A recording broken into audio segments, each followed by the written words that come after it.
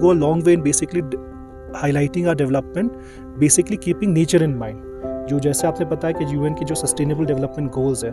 उसमें even the government of India के and government of J का भी गोल है कि development should not come at the cost of the environment and nature. So it is our effort and our goal that long term development should be sustainable. तो इसमें जैसे आपने देखा होगा कई सारे इन्होंने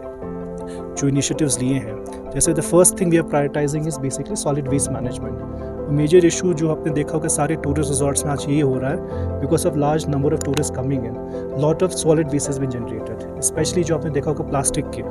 तो we are basically attempting again and again, CEO साहब ने खुद भी और हमारे जो म्यूनसिपल कमेटी तंगमर गुलमर्ग ने भी कई सारे ड्राइव्स किए जिसमें प्लास्टिक्स की वेस्ट की रिट्रीवल हो रहा है.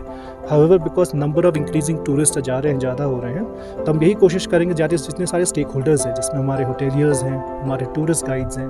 हमारे पोनी वालाज हैं, हमारे ट्रांसपोर्ट वाले हैं, उन सबको एक साथ एक सेम प्लेटफॉर्म में ला के, बिकॉज अल्टीमेटली अगर हम कूड़ा कबाड़ और बेसिकली इकोलॉजी को डिस्ट्रॉय करेंगे तो ultimately the destination itself will die away and people will stop coming. आज के दिन में जो अट्रैक्शन गुलमर्ग का है पूरे टूरिस्ट को, वो उसी के लिए जैसे आज देखिए हम यहाँ खड़े हैं, I think the temperature must not be more than 14-15, जबकि पूरे कंट्री में बहुत स्कॉचिंग हीट है. तो if you have to sustain this and maintain it, is important that our development must be oriented towards. हम सब का as officers, official, service providers, stakeholders, ये फर्दन हम पे ये फ़र्ज़ आयद होता है कि हम गुलमर्ग को साफ़ सुथरा रखें, इसको पॉलीथीन फ्री रखें और प्लास्टिक फ्री रखें. गुलमर्ग को बहुत पहले हमने polythene free, plastic free declare